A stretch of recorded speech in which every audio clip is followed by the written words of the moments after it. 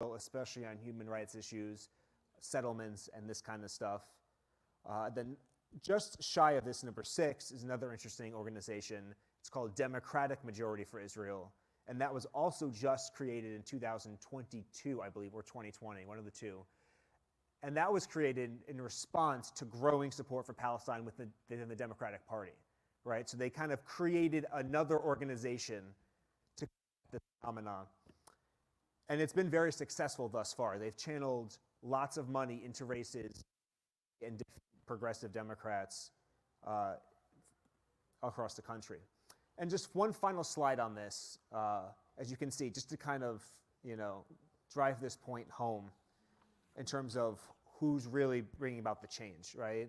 This is the total lobbying expenditures in the average year in this country. And as you can see, again, while the Christian Zionists have lots of believers, they're not necessarily putting their money into the cause the way that pro-Israel Zionist groups are on the Jewish side, right? And again, if we subscribe to this idea that money is the ultimate decider of how politicians vote, this is a pretty, revealing statistic. Now, what do the members of Congress themselves say, right? No one has a better idea of what happens behind closed doors in Washington than the men and women in those 535 seats. So I'm going to read you some quotes from that man in the middle. This is an image from our annual conference a couple years ago. His name is Nick Rahall, and he's a retired member of Congress, a Democrat from West Virginia. And he was attacked many times during his career for his support for Israel, himself being a Lebanese American. He said, "The money is a big factor. There's no question about it. For members of Congress, it's kind of a Pavlovian reflex. When they see something come up in the Middle East, they're going to jump out there to try and out-AIPAC AIPAC. They don't want to be harassed and have to put up with what AIPAC is going to direct." Right? So you see, again, this is very clear here, this notion that we are going to do what AIPAC wants. And why do they do this, besides the money? There's also the reality that in most districts, Israel is not, right, a big issue. You have a small number of districts in this country where there are a lot of Muslim Arab Americans, and generally the members of the representatives from those districts will vote in support of Palestine. And you have some small amount of districts that are very Zionist, and those members will vote for Israel. But of the 535 seats in Congress, that probably accounts for, 15 or 20 of them. So what are the other 500 doing? They don't care about Palestine, right? That's not something that a small community in Nebraska or rural Florida is necessarily going to care about. So when AIPAC comes in all this money and says, just vote the way we say or else, they're going to do it because they don't want their career, their goals to be triumphed by a policy they don't care about, right? If they care about health care, if they care about preventing gun violence, that's what they care about. They're not going to focus on this. So they know Israel can cause them problems, so they'll just go along with the show. And Nick also points out here that, behind closed doors, that second quote is basically saying, they'll admit it. We go to vote, we vote pro-Israel, but he says, hold our nose, right? We don't like doing it, but we know we have to do it because it's the easiest path to go, the easiest way to re-election. That being said, in the last administration, the Trump administration, that's when the Christian Zionists probably had their strongest showing. Mike Pence, of course, vice president, was a strong Christian Zionist. Mike Pompeo, Secretary of State, another strong Christian Zionist. And that really was probably the closest we've seen in this country to U.S. policy being directed more from a Christian Zionist perspective than a Jewish Zionist perspective. But of course, even within that same administration, there was a balance, right? You had Jared Kushner, the son-in-law of Donald Trump, who directed the quote-unquote deal of the century negotiations that, of course, never really took off anywhere, and also led the Abraham Accords, which, again, were meant to solve the Palestine question, and look where we are now. So just kind of to summarize this whole first section up, right? Christian Zionists and Jewish Zionists are both, active members of the pro-Israel community. They both mostly have the same goals, except for some very anti-Semitic members of the Christian Zionist group. But even then, you'll find pro-Israel voices working with those groups, cynically so. So Christian Zionists will be more the foot soldiers. They have the numbers. They'll go out and vote. They'll control the pulpits of Christian communities. They can tend to control the public discourse, especially on right-wing radio, right-wing TV. But ultimately, right, it's the Jewish Zionist groups, those traditional groups that run the campaign contributions, that really do all the lobbying, and that lead a lot of public campaigns for Israel, campaigns that we've seen recently on campuses targeting pro-Palestinian students and professors. So how did this all come to be, right? That is the big question, because it seems, and it is, so skewed. So I'm going to rely a lot here on the work of Walter Hickson, who's my retired colleague who wrote this fantastic book and several others that really goes through the history of the Israel lobby. If you're really interested in this topic, he has a long talk on our website about it. I'm going to summarize it in like 3 minutes. But as you know, right, so like Zionism became a big thing starting in the late 19th century. In Switzerland, there was the meeting of the First Zionist Congress in 1897. From there, we saw the Balfour Declaration, 1917. And then in America, this kind of really started to take off in what Walter views, in Walter's opinion, in 1942, at what is called the Biltmore Convention that took place in New York City. And from there, it gained steam. Obviously, just 6 years later, Israel was declared an independent country in 1948. And here we have, at the time, President Harry Truman explaining why he was so quick to support the State of Israel's formation. He said, quote, "I have to answer to hundreds of thousands who are anxious for the success of Zionism, but I do not have hundreds of thousands of Arabs among my constituents." So he's being very practical over there, right? A politician just saying, right or wrong, I don't know, but I know where the votes are coming from. I know where the public stands on this, the people who are talking to me. That being said, within his administration, there were many people who opposed the creation of the State of Israel. Secretary of State George Marshall, the man known for the Marshall Plan that rebuilt Europe after World War II, warned that supporting Israel would hurt U.S. national security interests. And on a future slide, we'll get more into that. So basically, really from the beginning, the point of the Israel lobby was twofold, right? It was to make sure that Israel, after it was a state, obviously, that was the first goal, to make sure it was insulated from criticism and that it received U.S. assistance. And the first real test of this was in 1953, in what is known as the Kibbutz massacre. And this was in the West Bank when 69 Palestinians were massacred under the order of Israeli General Ariel Sharon, who would go on to commit many more massacres in Lebanon and elsewhere. And basically, as a result of this, nothing happened. The U.S. still supported Israel. And the lobby quickly learned that with a little bit of pressure, a little bit of carrot, a little bit of stick, they could do a lot of PR and a lot of covering for Israel. And so Walter kind of sums it up here in this second quote. Before most Americans even knew that it existed, the Israel lobby played a pivotal role in enabling Israel to launch an aggressive war, to choose land over peace with its Palestinian neighbors, and to continue to thumb its nose at the UN and international law. And he adds that it also did this over the objections of people in the State Department. So that's kind of, again, the very quick overview of kind of how the lobby came to be. And these are some reactions, right, some of the warnings, right? The Joint Chiefs of Staff, and I believe this is 1946, said this, that supporting the State of Israel would prejudice the United States' strategic interests in the Near and Middle East to the point where the United States' influence in the area would be curtailed to that which can be maintained by military force. Now, I think we all agree that that has proven to be an accurate prediction.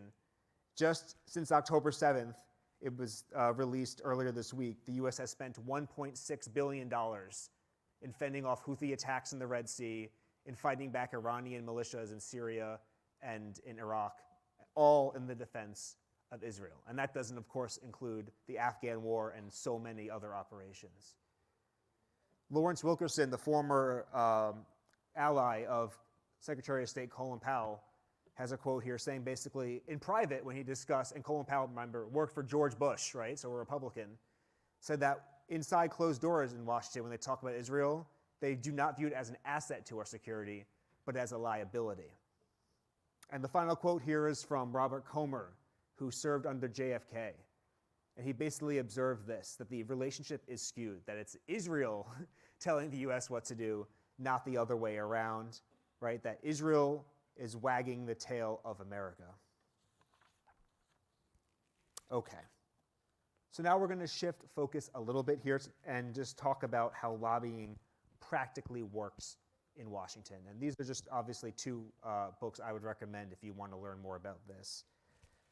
Suffice it to say, lobbying is, again, how Washington works, right? If you go to Capitol Hill on any given day when Congress is in session, you will see hordes of lobbyists going out of cabs, out of Ubers, out of the metro, to go into the halls of Congress to lobby for their cause, whether it's farming, whether it's anything else.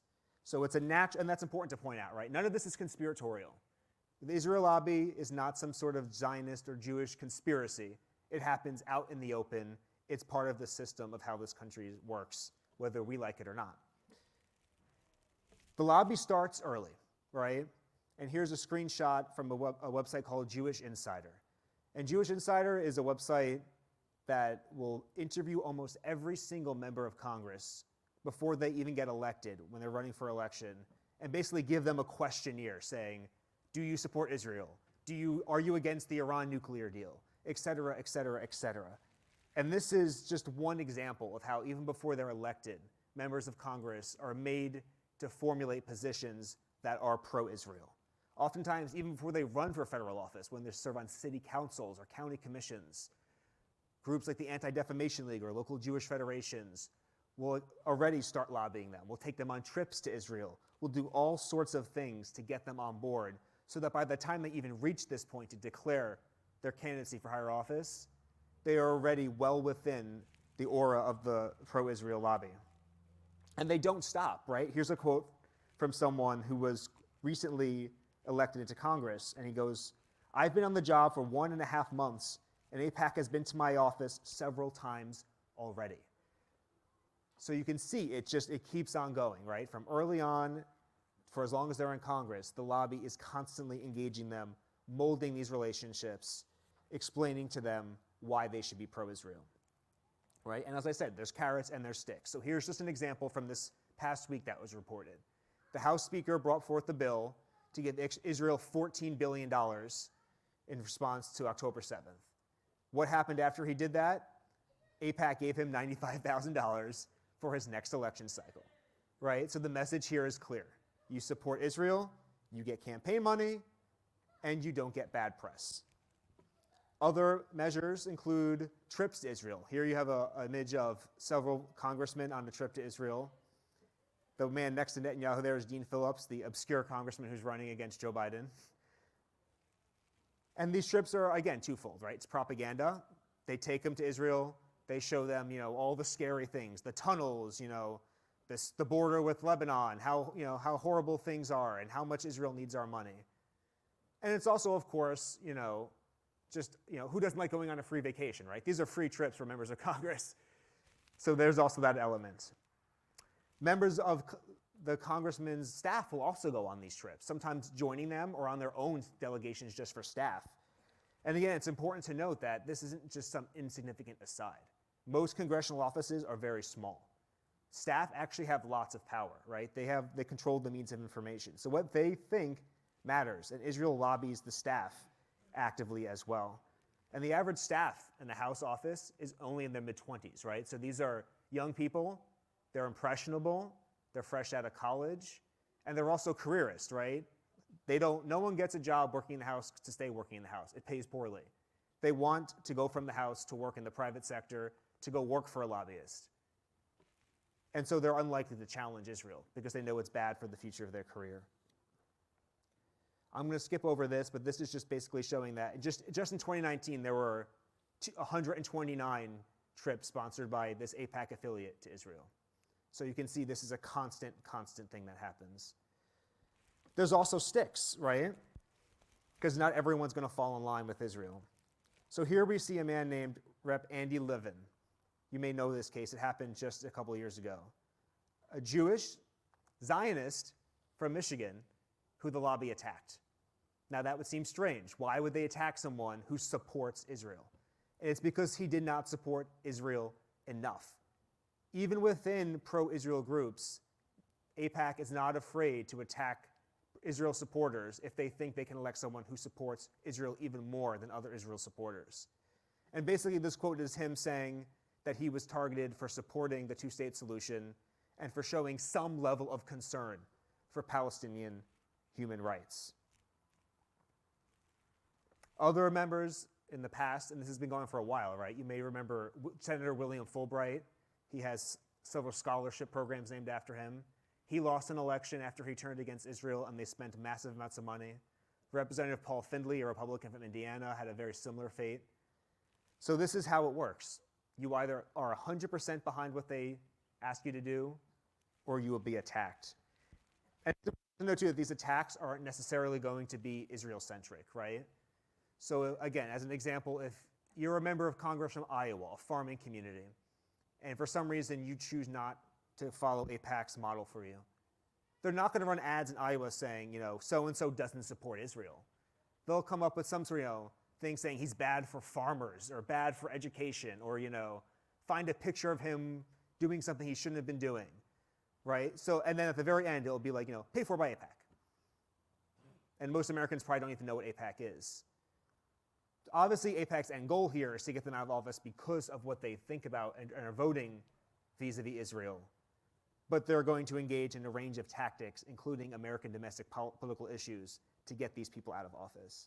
And one final tactic that they'll do, I'll be done in 10 minutes, is letters, right? Letters. These happen all the time. AIPAC will basically write letters, send them to a member of Congress, and say, sign this.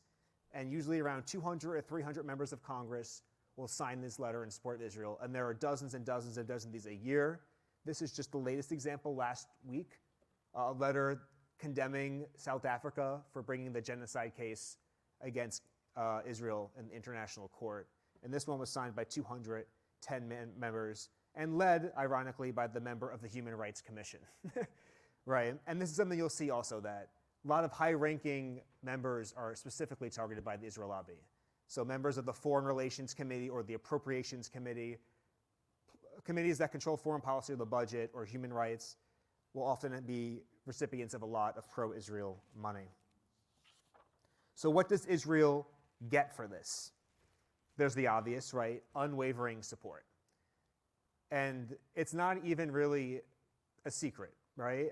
This is an image and a quote from Benjamin Netanyahu when he didn't realize he was being filmed, saying that the U.S. is something that can be moved very easily in the right direction, right? So Israel is in on this game. They know it doesn't take a lot to use the lobby to push the U.S. in the direction it wants to go. Of course, there's the aid, right? So on a typical year, it's $3.8 billion. Some years it's more. Obviously, this year there may be an extra $14+ billion if this special aid package passes the Senate. In prior years, there were extra $1 billion or $2 billion for the Iron Dome. There's also all sorts of off-the-books budgets, military budgets that for security reasons we're not told about. And reports are that some money in that budget also goes to Israel, although we don't know exactly how much. But basically, if we look at this chart here, right, Israel, more than any other country in the entire world, gets more military aid from the United States. Number 2 is Egypt, and that's mostly just because they made peace with Israel. So in a sense, you can combine those two together. Jordan also gets a decent amount of money these days, about $1 billion a year, and again, for similar reasons. They don't show up on this chart because that aid isn't as historical, so it hasn't accumulated over the years. This chart was made before the Ukraine war, which kind of skewed things because we gave a lot of money to Ukraine really fast. But traditionally, Israel has been far and away the biggest recipient of these funds. And again, if you think about it, right, again, it's a small country with a highly prosperous economy, free healthcare. There's no real reason for the United States to give this money if not for the work of the lobby. Of course, at the UN, we see constant support for Israel. This is, again, something the lobby works for. They have an organization called UN Watch. It's a lobby organization dedicated just to the UN. Their main purpose is to complain that the UN targets Israel unjustly. And they'll appear, they'll have quotes in newspapers, they'll appear on TV to make these cases. And what does the lobby do, right? The US has vetoed 89 security resolutions since the UN was founded. 45 of them, more than half, have been to protect Israel, which is pretty astonishing. We also have this issue of nuclear ambiguity, right? Israel is the only country in the world with nuclear weapons that denies it has them. And no US president has ever acknowledged the presence of the existence of the Israeli nuclear weapons program. And that is because there is actually a law, the Symington and Glenn Amendment, that says the US cannot give aid to a foreign country if it has an illicit nuclear weapons program, which Israel does since it's not a member to the Nuclear Non-Proliferation Treaty. Israel also, as an aside, stole some nuclear material from the US to create its nuclear program, which is what this book is about. And this woman here you may recognize is Helen Thomas, and she would ask every president on his first day in office, basically at his first press conference, a simple question: does Israel have a nuclear weapon? And they would not answer the question, basically. They knew it was coming, and they would just talk around it. So again, the lobby has somehow got the United States to deny the obvious. Closer to home, it's not just foreign policy, right? The lobby impacts what we do here. As I'm sure you all have heard of the International Holocaust Remembrance Alliance definition of anti-Semitism. Basically, the definition itself is not too problematic, but the examples are problematic, right? There are examples include sayings like this one: denying the Jewish people their right to self-determination or claiming that the existence of the State of Israel is a racist endeavor would be an example of anti-Semitism. So there are some components of the IHRA that say if you criticize Israel, you're anti-Semitic. It's worth noting that the man who created this definition is against it being used to police speech. He wanted it done just for for data collection purposes. This is a map of all the states that have adopted resolutions in support of the IHRA definition. So if you're in any of these states and you criticize Israel, you're probably breaking a law. There's also the anti-BDS laws, which are very similar. They basically criminalize, not legalize, engaging in boycotts in Israel. Of course, we know in this country, boycotts are part of who we are. It was part of the civil rights struggle, and of course, the South African struggle back in the day. And these BDS efforts have gotten so crazy that in 2019, the very first bill that the Senate introduced was to make BDS illegal, right? More than any in all of Congress, that was the first bill, S1, introduced by Marco Rubio. And again, these pieces of legislation have been introduced all across the country. They've been challenged in court in many cases, and this map is kind of showing where they were introduced, where they were challenged, where new bills were reintroduced to try and make them legal. But yeah, and this is all, again, in an effort to police our speech here at home about Israel. Yeah, just very, very quickly, two more things. We know the Canary mission targets students with all sorts of horrible accusations. Again, an effort to intimidate them not to speak out. A really good documentary I would recommend is called The Lobby USA, put out by Al Jazeera. It discusses how pro-Israel groups are working directly with the Israeli government itself to spy on American activists and students who support Israel. We've seen in recent months, of course, university presidents being ousted for not following the lobby. This is Bill Ackman who led those efforts. And of course, there's a Wall Street component to all this also. But yeah.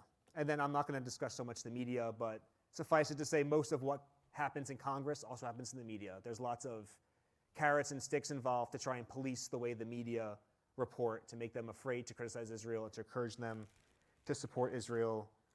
Just the one thing I will note, certain groups such as the Foundation for Defense of Democracies, which sounds very nice, or the Washington Institute for Near East Policy, are two pro-Israel groups that news organizations frequently cite as non-biased, objective scholars, when they are in fact actually elements of the pro-Israel lobby. All right, so what to do, right? That's a lot. It's a lot to deal with.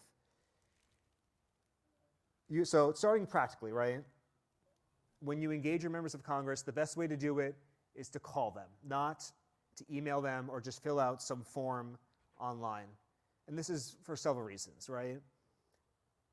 When you call them, you actually make them hear you. I have friends who work in congressional offices. Again, they're understaffed. They get an email, they kind of just glance at the email real fast, find the form letter, and just send the response. It doesn't really register. When you call, they're forced to engage with you. They're forced to debate you. If you're respectful to them, they're not going to hang up on you, or they shouldn't. Again, town hall meetings. If your member of Congress is having a town hall meeting in person in your district, go to it. Talk to him about it. This is a way to actually make your case clear to them. The second important thing is to follow up, right? Don't make it a one-time thing. Don't call every day. That will drive them absolutely insane and make them hate you. But maybe a month or two later, follow up. Also find other issues that they have voted on that you support and thank them for that, right? So for instance, Congress recently voted to create an Islamophobia envoy at the State Department, right? So say, well, if they voted for that, say, thank you for voting for that. That meant a lot to me. And while I'm talking to you, can I ask you to do this, this, and this for Palestine? Again, it kind of creates more of a dynamic of trust between you and the office. Should you wish to engage in the donation game, it's much more effective if you do something called bundling your donations, right? So if everyone in this front row here, right, wanted to give $100 to a member of Congress, and you just went on their campaign website and donated $100, they have the money, but it kind of disappears into a vacuum, right? You're just a data point. You're one of 10 donors. But if each of you writes, again, say you're giving $100, writes a check for $100 and gives them in bulk to the member of Congress, say in the mail, then it's very clear to them. Oh, like I got this $1,000 because this is a group that cares about X, Y, or Z, in this case, Palestine, right? It makes your donation come with a certain amount of conditionality, right? They know why you gave. You're not just a random person who gave them money. And this is what the lobby does. They hold giant fundraisers, invite everyone, and they all write their check and give it to the member of Congress, often right at that fundraising event. And another important thing to realize, in most districts, right, if you're in a district where a member of Congress has a very clear set position on this and it's not being budged, to kind of think nationally, right? As I mentioned earlier, most of the members of Congress who can be bought are in districts where there's neither a pro-Israel or an anti-Israel or pro-Palestine or anti-Palestine sentiment. So kind of think about that. How can we go about doing this in a way that is national and not just local? And I got two more points. One of them is this. So this is just a tweet from last week at the New Hampshire primaries, right? And this is a Trump voter. It's not the Trump hat, but it's a red hat. And he basically says he voted for Trump, but he hates that we're giving aid to Israel. He hates that we're giving aid to Ukraine, right? And this is just to say, I think oftentimes we can kind of box ourselves into a corner with advocacy. We can assume that because someone votes for someone or has this religion or whatnot, that they can't, they're not going to agree with you or they're going to be hostile to you, and you're just afraid of engaging them. And this is to say, I think there are alliances that can be forged, right? There are common issues. As I said, aid to Israel is a major thing. Conservatives care about the national debt. That could be an in to talk to your neighbor about these issues. And from there, you can discuss more sensitive things such as human rights. Finally, I just want to emphasize the point that change is possible, right? So I gave you that depressing statistic saying that money is everything. And it certainly is a lot. But I think the study overstates it just a tad, right? You look at how guns, for instance, right? It used to be that just like with the pro-Israel lobby, the NRA was supported by Republicans and Democrats. And now it's gotten to the point where there's been such a groundswell of anger in response to the gun violence in this country that Democrats feel like, a lot of them, that they can't take money from the NRA, right? It's become not a bipartisan issue anymore. And I think that's the track where Israel is headed, where Palestine is headed, where you have to, because money is so powerful, you have to raise such rancor for them to think money is not worth it. Because why do they want money? So they can win elections. But the second they feel like that money is costing an election, they're going to give it up. And I'm going to just conclude with this one quote from James Zogby, the president of the American Arab Institute. Right, and he says this: "The myth of AIPAC is greater than the reality, but it's enough to shape reality," right?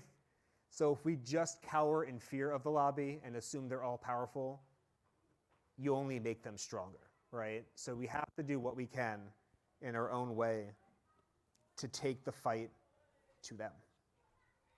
All right, thank you.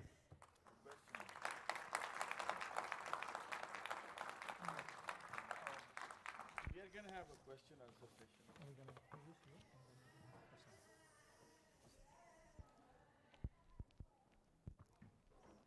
Thank you, Mr. Dale, for this important and insightful presentation. I think a main conclusion that we can take from this presentation is that we need to understand the system so we can deal with the system. So he presented the main elements. He talked about money. He talked about the lobby. If we do not get involved with the system, there's no way for us to change the system. And in Islam, this is called part of understanding reality. Rasulullah sallallahu alaihi wasallam and all the prophets came to their people and they had to deal with the reality, understand the reality and deal with the reality. Our next speaker is a dear brother, Brother Irfan Sarwar. MashaAllah, he is the program director of Gain Peace, a working organization that deals with dawah and interfaith. Also, he is a founding member of YM Chicago. YM is Young Muslims in Chicago. May Allah subhanahu wa ta'ala give you the blessing of that. And right now he is working on his master's degree in diplomacy. MashaAllah, that is great. I love that. That's excellent. And he has given numerous talks about interfaith relations. So without further ado, let's have Brother Irfan. Go ahead. Assalamu alaikum. When do we finish the whole event? You have about 50, you need 50 minutes, you told me? I want to give him some question answer session. Oh yeah, after you finish, we'll go to question. Okay. We still have time. So please bear with me while I switch the presentations.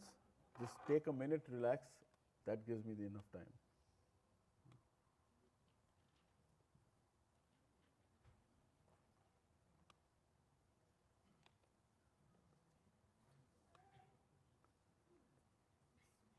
Do you have an IT person here?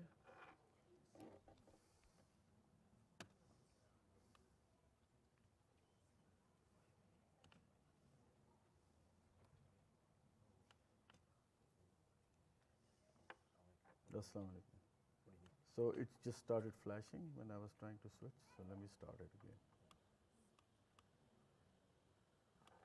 Maybe it's going to flash again. So I'm going to shut down this. Yeah, I have to open that. Stay here. It's just not going away.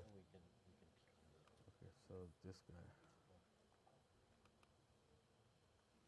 Is this fine?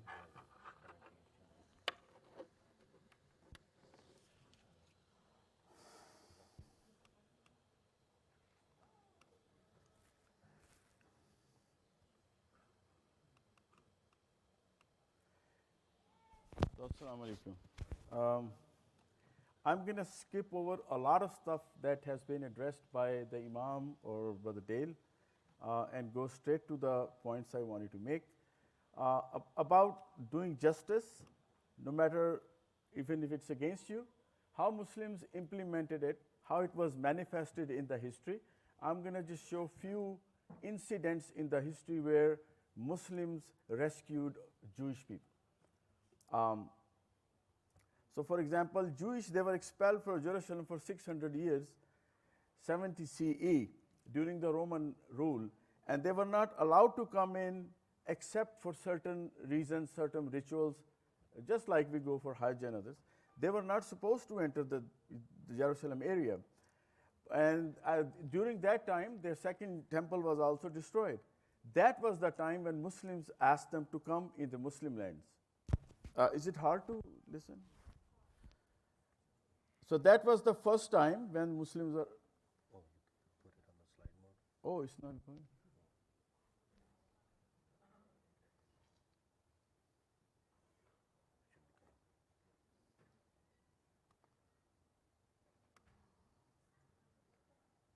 I hope everybody saw this one at least. Okay.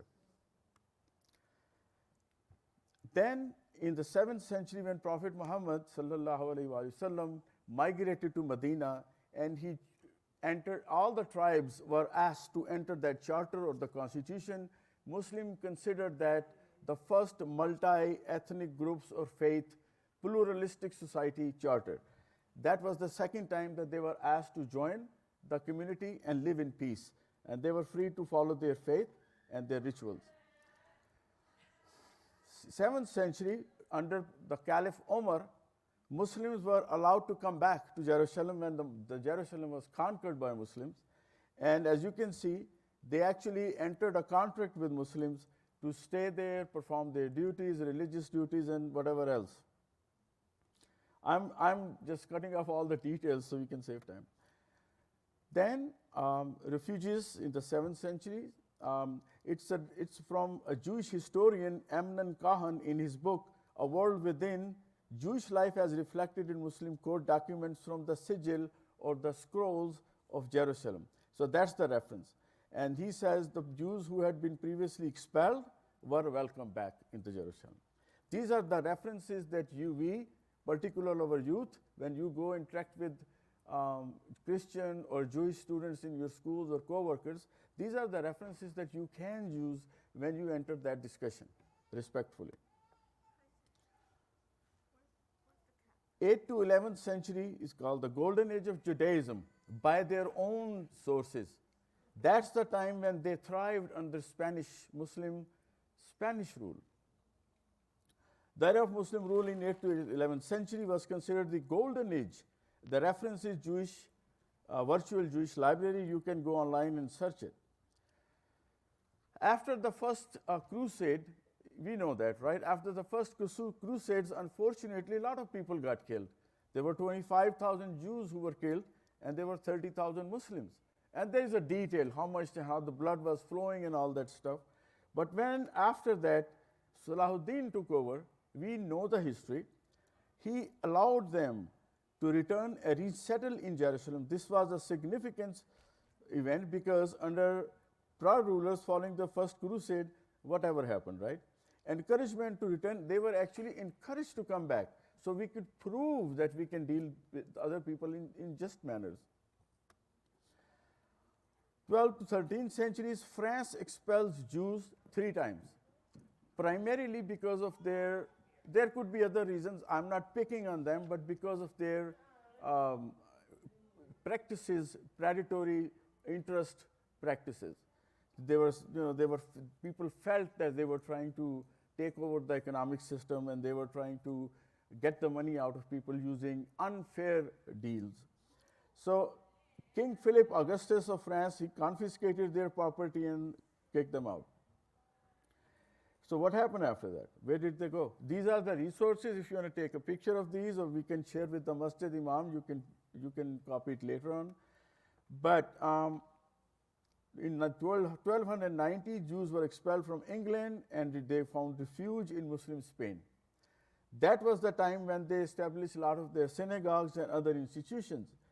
You can read King Edward of England issued the Edict of Expulsion in 1290, which expelled all Jews from England. Jews were not allowed to return until the mid-7th century during Oliver Cromwell's rule. We have to also think, we are not going to get into that, but we have to also think why it was happening to them. What was causing England, France, and other Western countries to do this to them? And today they support them. Another phenomenal thing which we have to realize is the nation of Jews have come from where they were in the history to thrive, literally, and they to control everybody else. A lot of Jewish people, they support us. They're with us in the protest. So we are not against them. We are against those who we call Zionists. But what they have done and how smartly they act. I was talking to a fellow at Brookings Institute recently, and he said, you have to give them this credit. Whatever they have to achieve, like Dale has mentioned earlier, they actually plan what matters and how to attack it. Not just start protesting, appealing, and pleading.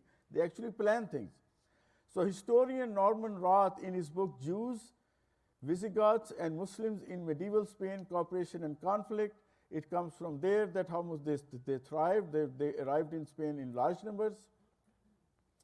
Spanish Inquisitions, unfortunately in the history we have this chapter where there was a big clash between faiths in Spain. Finally, Muslims lost Spain. But Sultan Mehmed then started to encourage Jews to settle in Ottoman lands. He issued a proclamation to all Jews stating, "Who among you of all my people that is with me, may his God," they don't want to spell God as God because they don't think it's the name of God, "let him ascend to Istanbul, the site of my imperial throne." That's how they were welcoming them. It's not like you are coming, we have no choice. They actually welcomed them to come into the lands. Portugal expels the Jews in 1497. So King Manuel of Portugal edict, Jews either convert to Christianity or leave the country. The Jews fled to Morocco, the Ottoman Empire, and other parts of the Muslim world that were more receptive to Jewish settlements. Muslims welcomed the Jews as they were considered people of the book. We can keep in mind what's happening today at the hands of some Zionists. These are some of the individuals in the history who actually saved Jews from the Muslim community. There are oldest Jewish synagogues are in the Muslim lands, and they are protected, and there is a list of them. 5. Some of the oldest ones. I'll give you 10 seconds. So they were able to build them back in the history, back in the day, centuries ago. They were able to build them. We are building our mosques now in America. But centuries ago, they were allowed to build these places and worship the way they were supposed to. They had the freedom. This is one of the Jewish scholars who said Islam saved the Jewish. This is an unpopular, discomforting claim in the modern world, but it is the historical fact. That's what he said. David Wasserstein, he's you know how universities name a particular position after a big person like Einstein, so he is one of the person who is given the title of the Eugene Greener Junior Professor of Jewish Studies. So that's the highest title for that college in that university. This is what he said. The reference is the JSC.com. So now I'm not going to go into the plan. Basically, this plan says Dale has also already gone over some of these things, but we stand for equality, regardless of what is being done to us. We stand for the justice. Even if a Muslim does injustice to a Jewish person, we will stand with the Jewish person.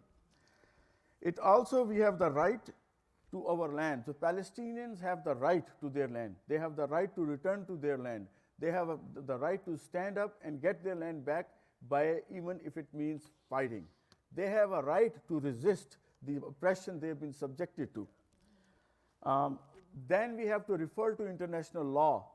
The international law, we don't have to argue with them because the international law stands with the Palestinian people. That's it, that's justice. We can also ask that land should be given back to them so that we can fulfill. If we do not have justice, we are not going to have peace. Simple as that. Even in our households, if we do not serve justice, we are not going to have peace. The community is same and the international community the same. Dale mentioned one thing earlier in the talk at another place. He said that it's not the representatives in the Congress who actually themselves go out and do things.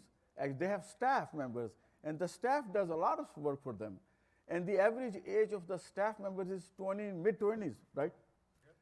So in Washington, D.C., if you go on an average, you'll see a lot of youngsters. They're working for them. Those youngsters are offered trips to Israel and some other incentives because they're impressionable. They can be influenced. Our youngsters are not there. So I encourage brothers and sisters, focus on these things. Focus on building, developing those, producing those youth that can go in these fields, political activism, and do something. Be there, right? Be the influencers. One of the last thing I really wanted to say is, as they say, you don't get what you deserve. You get what you negotiate for. So we cannot just sit and hope one day somebody is going to serve the justice. We have to play our role. 7 years ago, I learned that young Muslim lawyers in America surpass the number of Jewish lawyers. That was an amazing thing, particularly CARES, help, and all that stuff. But I think we are moving in the right direction, and inshallah ta'ala, if we take just one more step and do something about political activism, inshallah, we can see the goal nearer to us in few years. Jazakallah khair.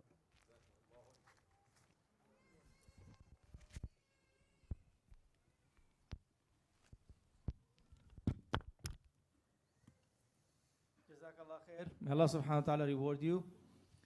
So here it is. We have to stand up for justice and we have to fulfill our responsibility. Allah subhanahu wa ta'ala has chosen the human being to be his representative on earth. We know and we believe that Allah subhanahu wa ta'ala can solve everything kun fayakun. If he wills, he just say be and it is. But this means that Allah subhanahu wa ta'ala would eliminate the role of the human being. So yes, we believe in the miracles. Yes, we believe and we have deep faith that Allah subhanahu wa ta'ala will aid the truth and justice. However, Allah loves those, when you read the Quran, Allah loves those who stand up for justice. Allah loves those who stand up and aid the weak. Because we are the representatives of Allah on earth, therefore, He wants to see in us what He wants to have done on earth. Otherwise, we sit in the masjid and we wait for God to solve all our problems. And this is not the equation that Allah subhanahu wa ta'ala intended. He said, yes, I can do it, kun fayakun. However, I want you to do the job. Allah subhanahu wa ta'ala loves the word effort. We must do the effort. We must stand up for justice. We must be part of the system. We must encourage our children to go for the fields that the brother was talking about. Psychology, political science, journalism, the human sciences. These are things that are extremely important. Okay, so inshallah we are going to have the session of Q&A. Inshallah, I will have two microphones going, one microphone in the brother's area and the other one in the sister's area. And we will have our speakers kindly answer the questions. You can keep this one. I'm sure.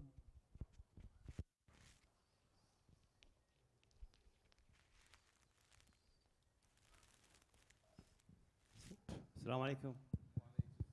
Thank you, Brother Dale and Brother Arfan. Can you hear me? Yes. I like to also include in this what's going on in Gaza with some soldiers from India, Hindus. They are coming to fight with the Israeli army.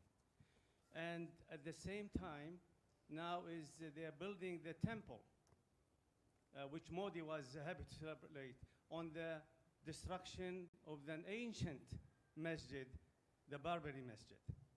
And this is very important. What they are doing in Palestine, you might not too far, they will follow also in Kashmir and also against our Indians, Muslims in India. So what's from your experience, Dale and Irfan, how we have to watch out for the Hindu, it is a Hindu thing, and the struggle for Palestine. Jazakumullah khair, thank you. Yeah, so I mean, you basically said it very well there. There is an increasing alliance, especially in recent years since Modi's come into power, between Israel and India, right? And you see it's economics, that's a component of it, that's practical, but there is this ideological similarity between extreme Hinduism and extreme Zionism, and they've really found, sympathy with each other. And and both countries are U.S. allies, right? The U.S. is closely allied with India in its power struggle with China. Of course, the U.S. is closely aligned with Israel. So that only compounds these issues, right? There's no natural checks in place as this kind of unholy, if you want to say, alliance of extreme Hinduism, extreme Zionism comes into place. But yeah. Can I have the mic? Yeah, please. Assalamu alaikum. AIPAC has created a subcommittee which is encouraging marriages between Jewish people and Hindus.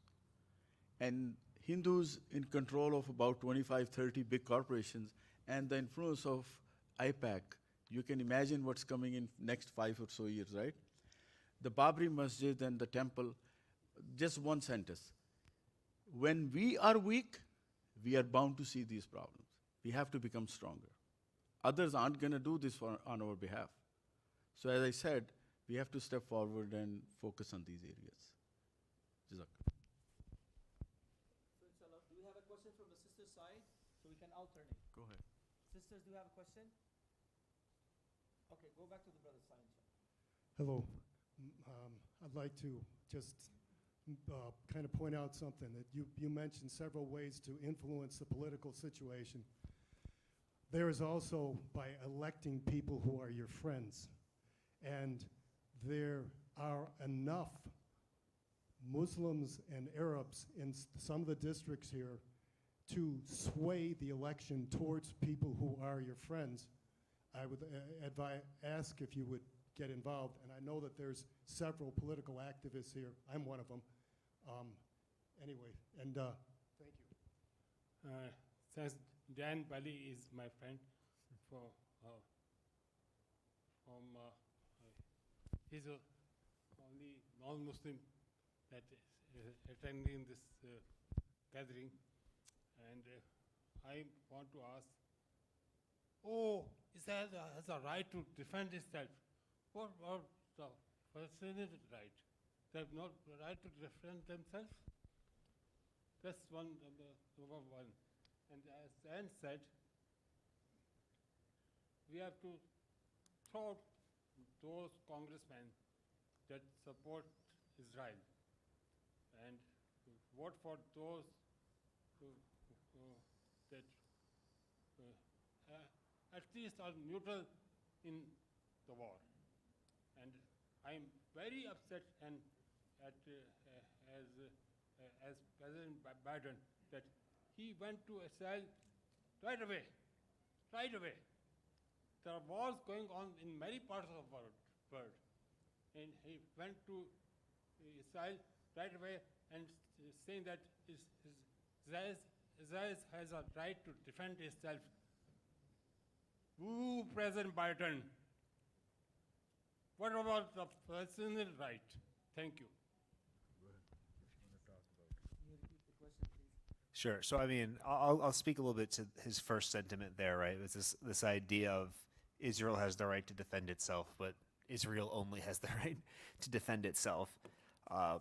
And from there, I'll just kind of, point out the obvious, I guess, but right, of what happens when Palestinians non-violently, right, respond to Israel, right? Just a few examples.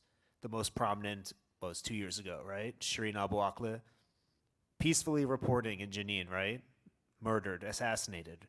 Israel denies responsibility, tries to say it was the Palestinians, denies, no justice, right? This famous documentary a couple years ago called 5 Broken Cameras, again, following a community in the West Bank that would non-violently protest every week. The 5 broken cameras means their cameras were constantly broken. They were constantly harassed by soldiers and settlers. You think of an organization called Tent of Nations, just outside of Bethlehem. It's meant as a peace spot for international people of all faiths to come and to bring everyone together. And what do the settlers do? They attack the farm. They attack the inhabitants. So, and then what happens? Doesn't work. Groups like Hamas or the Lion's Den, and I'm obviously not here to support violence or anything like that. That's not my place. But then, they come up with violence to resist, and people scream, bloody murder. How could they do such a thing, right?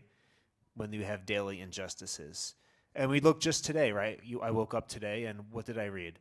Right, the U.S. and the UK and many other countries have stopped funding UNRWA because of an allegation of 12, 13, 14 UNRWA employees helping to plan October 7th, right? Do you think there were more than 12 Israeli soldiers who have committed war crimes since October 7th, and yet the U.S. hasn't suspended aid? There are more than 100 UNRWA employees who have been murdered by Israel since October 7th. The U.S. hasn't stopped aid to Israel. But the mere allegation that 12 to 14 members of UNRWA maybe participated in violence, instantly stops humanitarian aid to Palestine when people are starving to death there. And I think that says everything you need to know about nonviolent and violent resistance and our standards for who's right and who's wrong. Sister side, any question? Questions from the sister side? Go back to the brother side. Assalamu alaikum.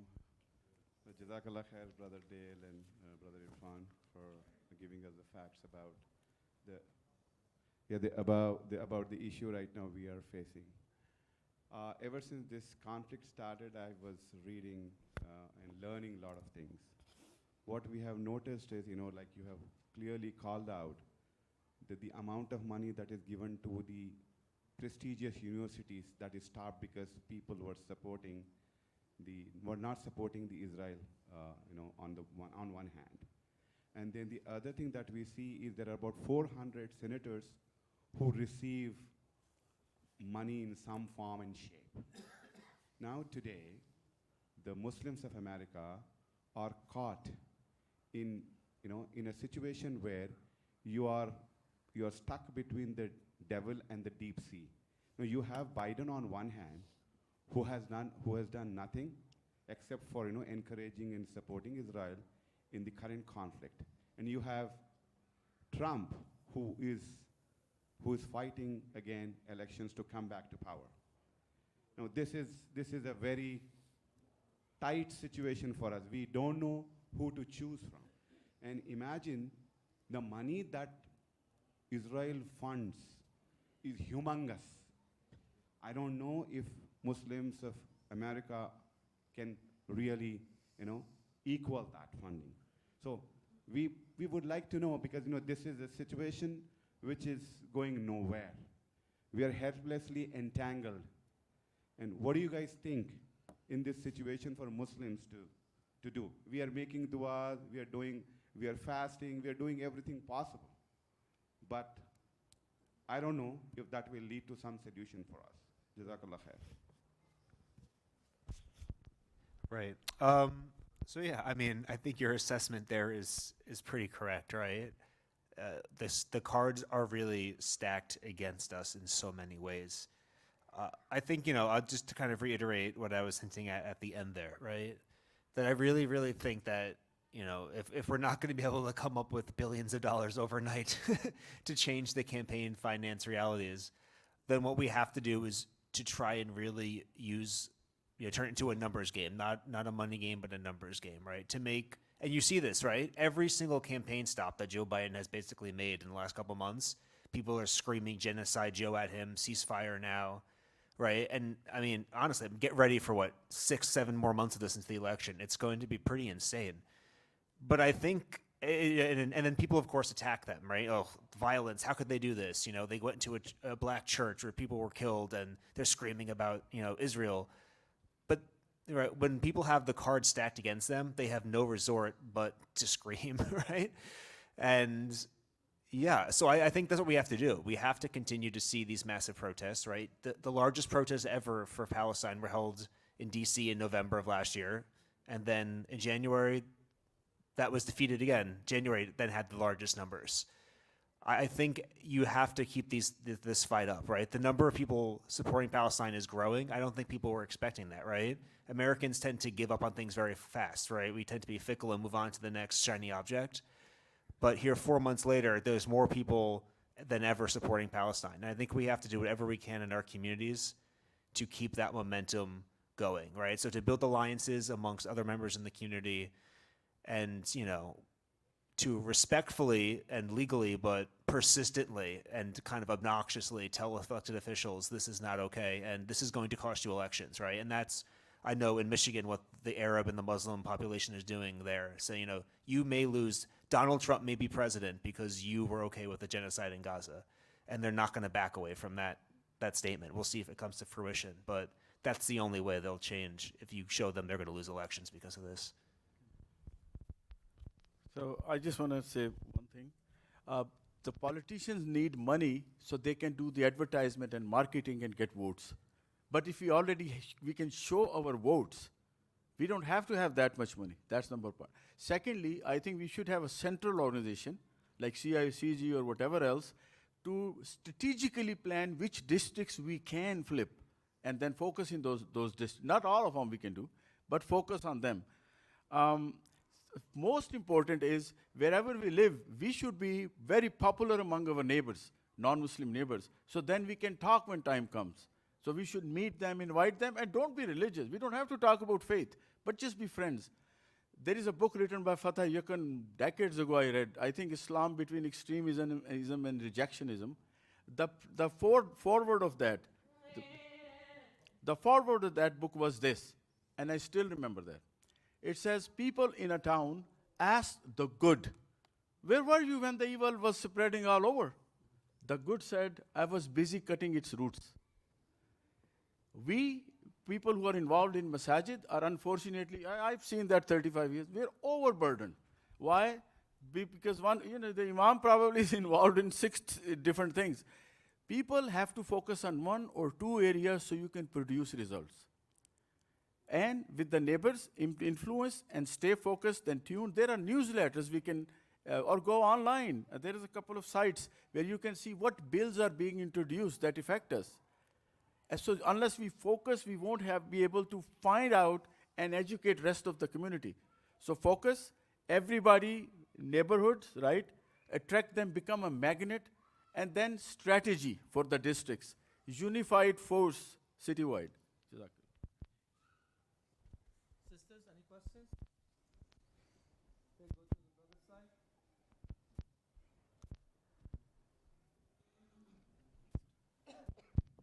Assalamu alaikum rahmatullah.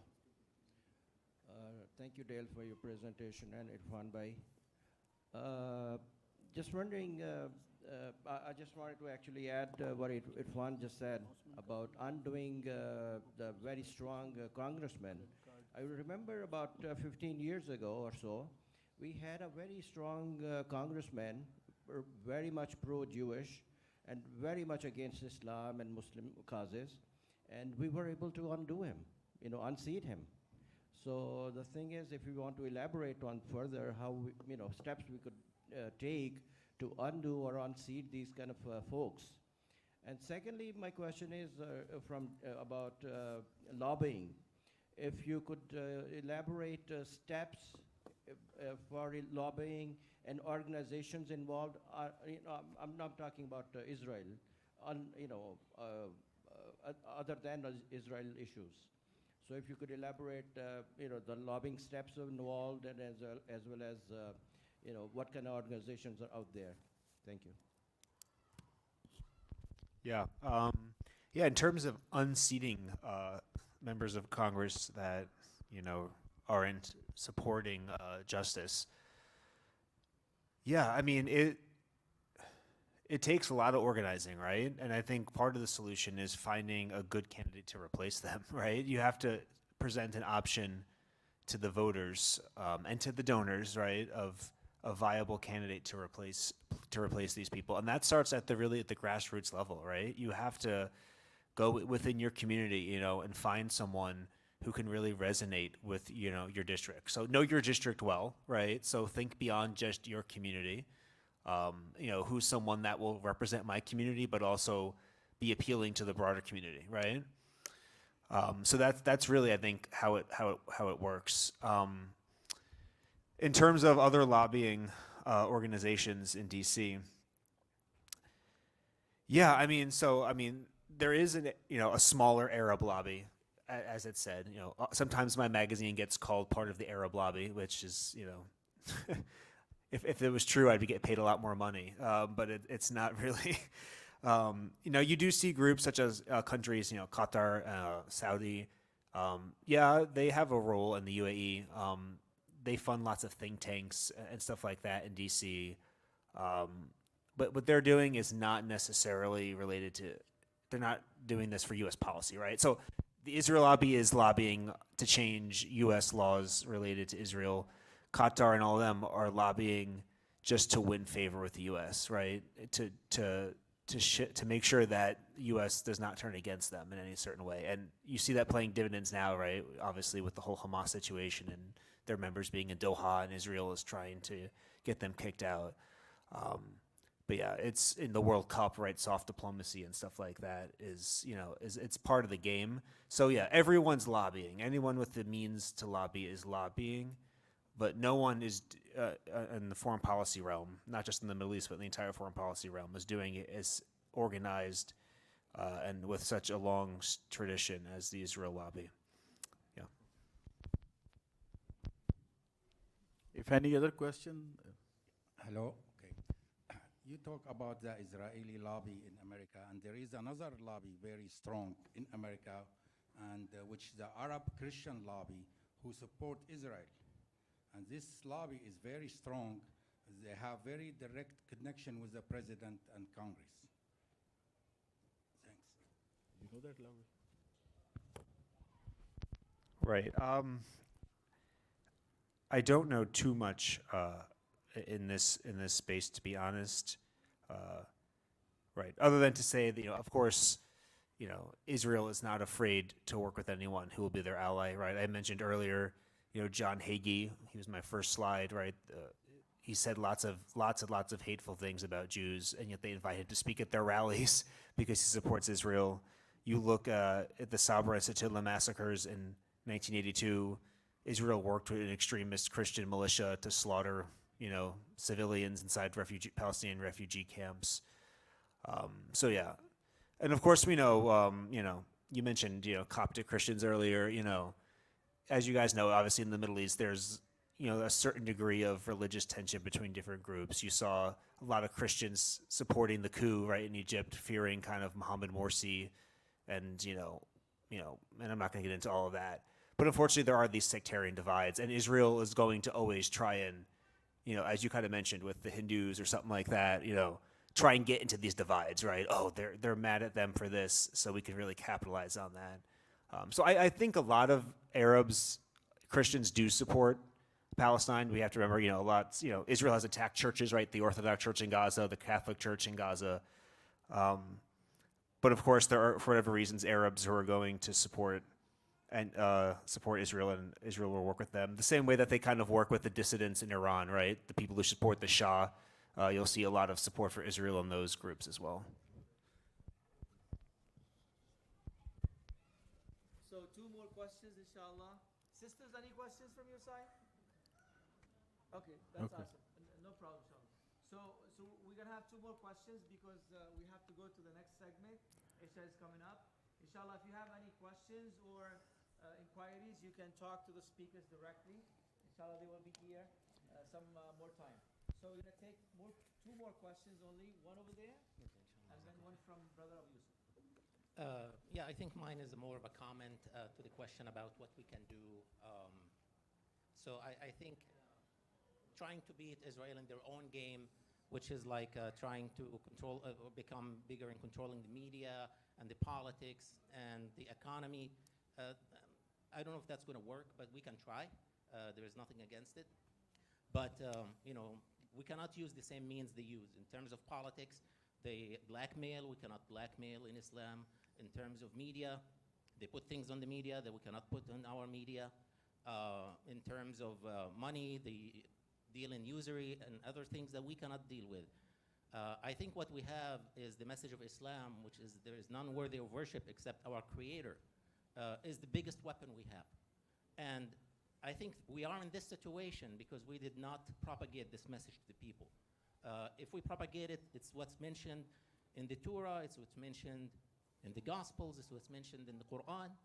And I think that is a very powerful message. It's the most powerful message. It's the ultimate truth. And I think delivering this message to the people, although it's going to take time, but I think that's what the intention is to deliver that message to the people. And we did not get into this situation is because we did not deliver that message. You want to comment on that?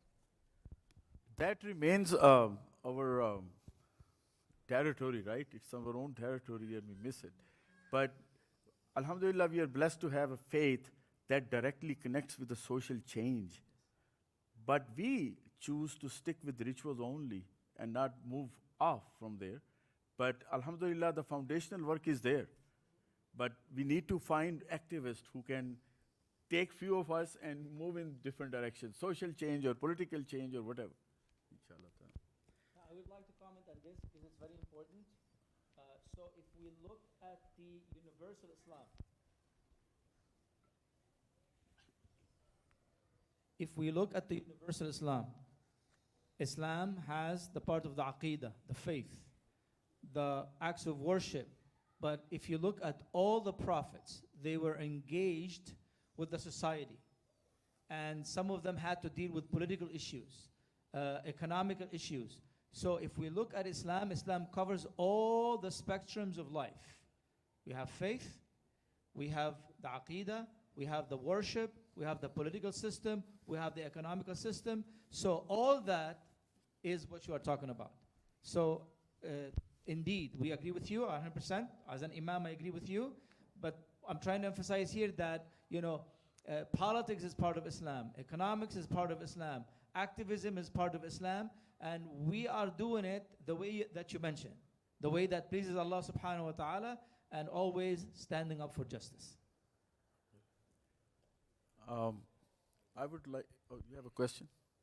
Last question, inshallah. No, go ahead. Since we have one question from the sisters, we'll take one question from the sisters after Abu Yusuf and we are done. Apologize because we have to move to the next segment. Okay, my quick questions is just kind of recalled what Trump used to say about the media, fake media.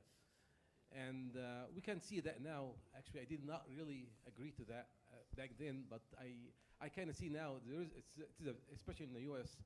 And in the West, a fake media that they not report the truth. They only take in just one side. So how can we impact and have the media report the truth from our from our standpoint? How can we impact the media? Yeah. Well, you raised a good point here, and it's part of that package of Donald Trump, right, where he says a lot of things that are actually kind of true, but he weaponizes them in really brutal ways, So he wasn't wrong. The media says a lot of fake things, but then he kind of uses that, to stir, an insurrection. So, and then that's just kind of how it works. But you're right? So the media, I think it's getting better, but it's still fallen a long ways away. I think the good news is that, most people have kind of moved on from the media, right? And I think that's why, or the mainstream media, right? And that's why we see such a groundswell of support for Palestine, right? Because people are seeing videos from Gaza directly on Instagram, directly on Twitter, directly on TikTok. And okay, so CNN's, to sound like Trump, CNN's low ratings, new coverage is going to have a few, million people getting propaganda from the IDF.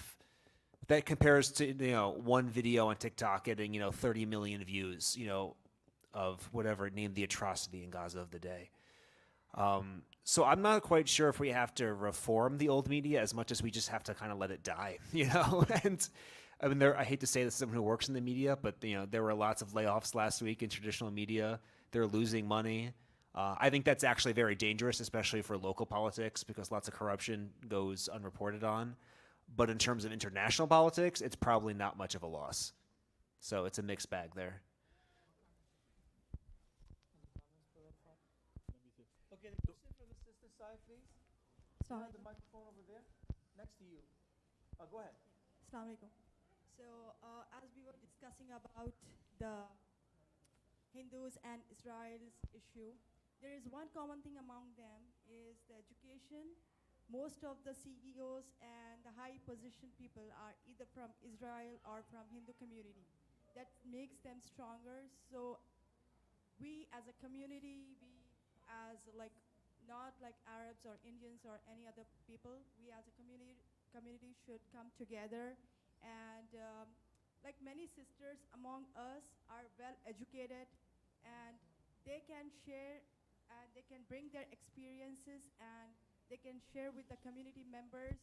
Like we can have some classes or something so that we can empower the other people and make our community stronger. And we as women can educate our kids so that they can go to a better position, not the normal position, so that our community can get stronger and we can put our voices forward as they do. So it's not like as when I heard about your speeches that it took years for them to be in this position, like Israelis or Hindus, like for as we were talking about Babri Masjid also. When we were in the power, it was built by some you know, some leaders, but now when they are powerful because of the education and the higher position they are holding. So we as a community should come together and share our education or experiences or whatever our expertise are in. So I think that will help. Very well said, mashallah. So those individuals who are interested in the media or the political activism, contact me or even contact Imam. As soon as you have 2 or 3, we will come back and meet them. But you have to have the relevant knowledge of the field, the foundational knowledge of your faith, the relevant knowledge of the field you want to get into, the relevant skill set and the passion. Then you get into, particularly political activism. I'm going to challenge the youth here. I'm 61 years old. And I'm doing, inshallah, I'll finish my master next year. And I'm going to do something. This has become my driving force. If I am not doing masters, I just don't know what to think about. Maybe shish kebab, that's all. But find something that drives you before we leave the world, inshallah. So, since you were saying about the political sciences, education, and everything, many parents here doesn't know like which field they should send their kids to. So, if, for example, I'm here and I want to send my kids to a political science college or something, but I don't have any guidance for that. So, likewise, I say like in our like masjid or any other community place, we should come forward and share our experiences so that people should know like what way they can go to enroll their kids if their kids are feeling some difficulties in any subject or something and they don't have any financial assistance. We can help them as a community. Yeah. Early on an evaluation can be done. I may want my kids to be in certain area, but they may not be that material. So an early evaluation, if you find the person who has that material, then we can help them, support them. I'll make a quick comment on this, what the sister was saying, because it's very important. Alhamdulillah, at least in our Masjid ICW, the youth program that we have here, ICW Inspire, and also the program committee, we are working diligently on career paths. So we are encouraging the youth to select fields like psychology, journalism, politics, etc., economics. Because we know that, you know, the traditional career path for the majority of Muslims, especially, you know, those who came from overseas, the immigrants, is okay, you have 2 things to choose from. Either become a doctor or become an engineer, right? So now, alhamdulillah, we have more brothers and sisters who are born here, who are being part of the system and getting educated. And back to your point, the first point that you made about the sisters. I believe as an imam and educator that educating the sisters has become much more critical than educating the brothers. Don't get me wrong, brothers. I'm not saying that we should not educate the brothers. But what I'm trying to say is that children, babies, are learning inside their mother's wombs. So now, the boys and the girls in the first 5 years are product primarily of the education of the sisters, which means that our sisters are responsible for the education of 100% of our future. That's why it is very critical that our sisters, you know, understand this and understand the big mission that they have. Because the babies, you know, they are getting educated in the mother's womb, And in the first 5 years, there is a natural inclination of the child to be inclined, be with the sister, with the mother, more than the father. So this is critical. But inshallah, we are working on it. And like you said, we need the support of the sisters. We need the sisters to come on.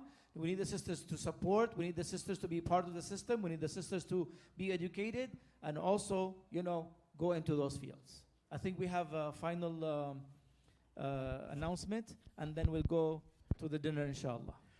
Okay, we have magazines, Washington Report, it's free. Please take as many as you like. But subscribe to it. That would be at least the minimum help you can give. There are few books.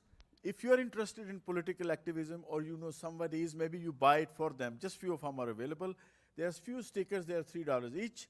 And the last thing, next time when you're out in a protest, make a sign that says Free America.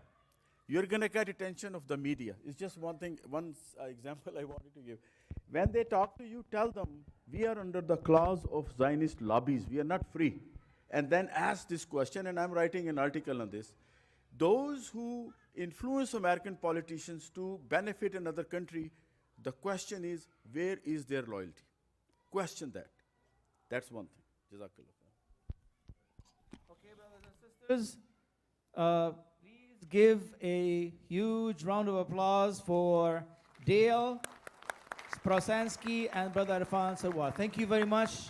We appreciate the information and the presentation, and may Allah subhanahu wa ta'ala accept from you and take more work from you. So inshallah, we would like to invite everybody for dinner. Let's make, inshallah, Muslim line. A Muslim line, by definition, is organized, civilized, and beautiful. So let's make a Muslim line, inshallah.